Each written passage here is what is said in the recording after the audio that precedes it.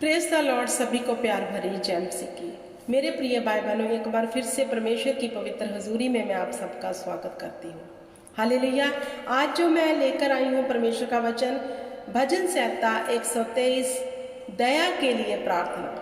आपको पता है हमें नित्य परमेश्वर की दया चाहिए। हर रोज, हर पल, हर घड़ी परमेश्वर की दया चाहिए, क्योंकि उसकी दया के बिना हम कुछ भी नहीं है। क्या आपने कभी प्रार्थना में जी कहा है, खुदा हम पर दया कर, नित्य हमारे हर काम पे तो अपनी दया कर। हालेलुया। तो भजन संहिता में दाऊद क्या कहता है, हे स्वर्ग में विराजमान मैं अपनी आंखें तेरी ओर लगाता हूँ। क्या कहता है दाऊद? हे स्वर्ग में परमेश्वर, मैं अपनी आंखें तेरी ओर लगाता हूँ। देख, जैसे दासों की आंखें अपने स्वामियों के हाथ की ओर है, जैसे दासियों की आंखें अपनी स्वामिनी के हाथ की ओर लगी हैं, वैसे ही हमारी आंखें हमारे परमेश्वर यहोवा की ओर उस समय तक लगी रहेंगी जब तक वह हम पर अनुग्रह न करे। हालेलुया। अब जिनकी आंखें यहोवा को देख रही हैं, यहोवा को निहार रही हैं कि कब यहोवा हमारे लिए अपनी भलाई को भेजे, वह शर्मिंदा भी नहीं होते। तो जहां दाऊद कहता है, हे स्वर्ग में विराजमान मैं अपनी आंखें तेरी ओर लगाता हूँ। अब हमारी आंखें किधर लगी हैं? परमेश्वर की ओर लगी हैं या फिर नहीं? ये देखने की जरूरत है, क्योंकि आज का इंसान परमेश्वर को पहले नहीं देखता। पहले वो इधर उधर हाथ पांव मारता है, कोई मनुष्य मेरी मदद कर दे, किसी पास्टर से दुआ करवा लो, या फिर कोई और काम करके देखते हैं, शायद हमारा मसला हल हो जाए। लेकिन जहां दाऊद कहता है, हे स्वर्ग में विराजमान परमेश्वर मैं अपनी आंखें तेरी ओर लगाता हूँ। जब भी हमारे जीवन में कोई भी ऐसा टाइम आता है, हमें किसकी ओर निहारना है? परमेश्वर की ओर। क्यों? क्योंकि उसकी दया को मांगना है। आपको पता है हमें मुसीबतों से कौन निकाल सकता है? परमेश्वर।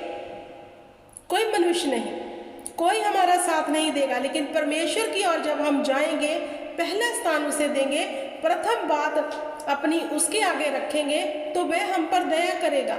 और जहां दाऊद कहता है कि मैं तेरी दया को ताक रहा हूं, जैसे उसने कहा, जैसे दासों की आंखें अपने स्वामियों की हाथ की ओर रहती हैं। जैसे कोई काम कर रहा है तो उसकी आंखें अपने मालिक की ओर रहती है कि जे हमें कब हमारी मजदूरी दे। तो वो कहता है, ऐसे मेरी आंखें तेरी ओर लगी हुई हैं। वाह, क्या ही धन्य है वह मनुष्य जो यहोवा पर भरोसा रखते हैं। क्या ही धन्य है वह पुरुष जो यहोवा को प्रथम स्थान देते हैं। क्या ही धन्य है वह मनुष्य जो अपने जीवन की हर चीज को यहोवा के हाथ में सौंप देते हैं और पूर्ण भरोसा उस पर रखते हैं। फिर यहोवा उन पर क्या करता है? अनुग्रह। और जब उसकी दया हो जाए तो मेरे प्रिय भाइयों, जीवन संवर जाता है। तो हमें हर रोज, हर पल, हर घड़ी परमेश्वर की दया को मांगना है, ताकना है उसकी ओर, देखते रहना है कि कब यहोवा हमारे जीवन में भलाई भेजे। किसी मनुष्य के ऊपर भरोसा नहीं रखना। हालेलुया। क्या कहता है वचन? हम पर अनुग्रह कर, हे यहोवा हम पर अनुग्रह कर, क्योंकि हम अपमान से बहुत ही भर गए हैं। हमारा जीव सूखे लोगों की ठट्ठों से और अहंकारियों के अपमान से बहुत भर गया है। अगर आपके जीवन में लोग आपको ताने दे रहे हैं, सता रहे हैं, दोष लगा रहे हैं, तो यहोवा के आगे जाओ, खुदा हम पर दया कर, हम पर अनुग्रह कर, हम इन चीजों से निकल जाएं। उन्हें बुद्धि दे जो हमें सता रहे हैं, उन्हें समझ दे। तो यहोवा ही है जो आपके वैरियों के सन्मुख आपके लिए मेज बिछाता है। यहोवा ही है जिसने कहा, तेरे वैरी एक मार्ग से तो आएंगे परंतु सातों से भाग जाएंगे। ये सब काम हमारे जीवन में कौन कर सकता है? यहोवा। अगर हम अपनी बुद्धि से उन चीजों को सुलझा रहे हैं या फिर किसी मनुष्य की मदद ले रहे हैं, तो वो व्यर्थ और व्यर्थ है। हालेलुया।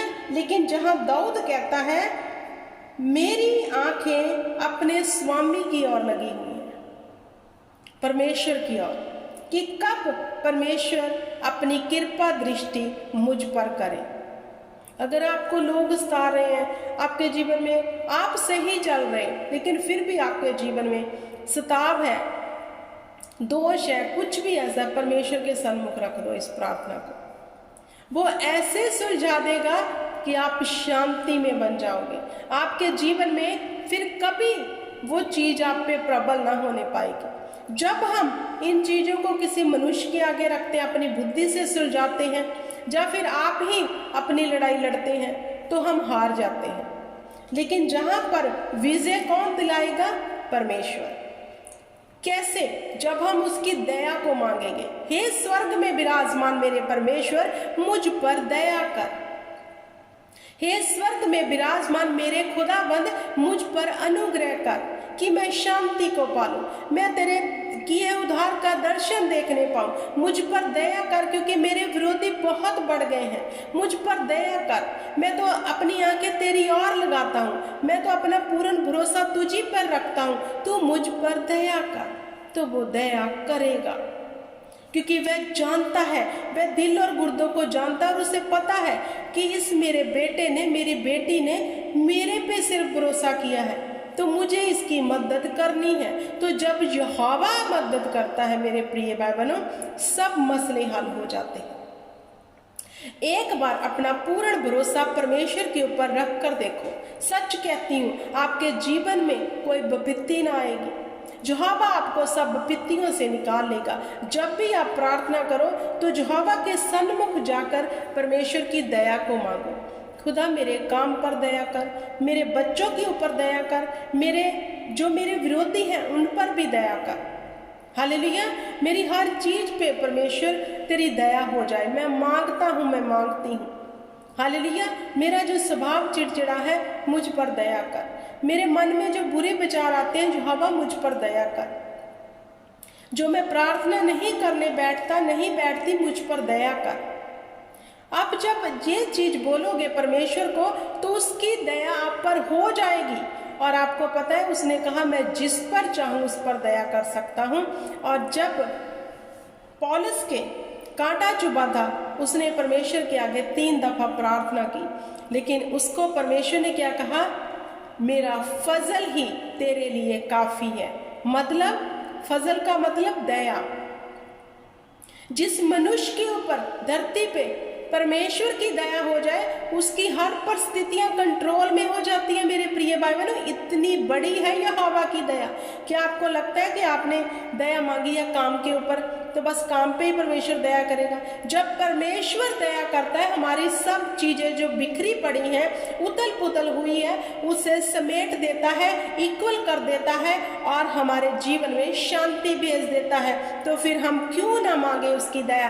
क्यों ना हम यहोवा की ओर निहारे और नित्य परमेश्वर को पुकारते रहें और पूर्ण भरोसा परमेश्वर के ऊपर रखें, क्योंकि वही हमें सफल बनाता है, वही हमारे सब मार्गों को सीधा करता है, वही है जो हमारे जीवन से हर विपत्ति को दूर करता है, दूसरा कोई भी नहीं।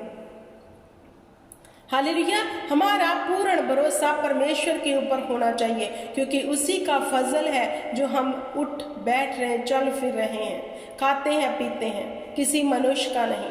तो उसकी दया को नित्य मांगो मेरे प्रिय भाई बहनों, और परमेश्वर के समीप डरते और कांपते हुए जाओ। कोई बुरी बात अपने मुंह से मत निकालो, बुरे विचार अपने मन में मत रखो, ढा मत करो। हालेलुया। परमेश्वर के वचन के अगेंस्ट बिल्कुल ना जाओ। फिर जब आप परमेश्वर की दया को मांगोगे, परमेश्वर आपकी पीढ़ियों के ऊपर दया करने वाला परमेश्वर है। आप तो बचेंगे, आपकी पीढ़ियां भी सुधर जाएंगी। तो क्यों ना हम अपने हाथों को उठाते हुए स्वर्ग के परमेश्वर की ओर निहारे और उससे दया मांगे।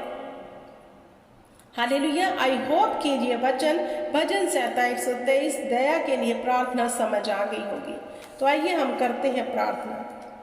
सर्वशक्तिमान पिता परमेश्वर, सेना के यहोवा, इस समय के लिए आपका धन्यवाद करती हूँ, इस वचन के लिए आपका धन्यवाद करती हूँ पिता परमेश्वर, और विश्वास करती हूँ कि आपकी दया हम पर हो गई है खुदा।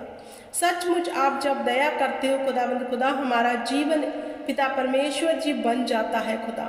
मैं चाहती हूँ जितने भी भाई बहन इस वीडियो को देखें, इस वचन को सुने, इनके हर क्षेत्र में तेरी दया उतरे खुदा। इनके बच्चों पर, इनके आर परिवार पे, इनकी नौकरी पर खुदा, इनकी बुद्धि पर पिता परमेश्वर, इनके बोलने पर, इनके सोचने पर तेरी दया उतरे खुदा। इन पर फजल कर खुदा, इन पर अपना अनुग्रह कर और इन्हें बचा खुदा, और सब बैंजलों से छुड़ा ले खुदा। आज के दिन को तेरे हाथों में सौंपते हुए पूरे मान से मांगते हैं यीशु नाम में, आमीन, आमीन और आमीन। मेरे प्रिय भाई बहनों, इस वचन को यही समाप्त करती हूँ। खुदावंद आपको बड़ी बरकत और आशीष दे, और ये बरकत आशीष आपके जीवन में वचन की संदेह बनी रहे। जय मसीह।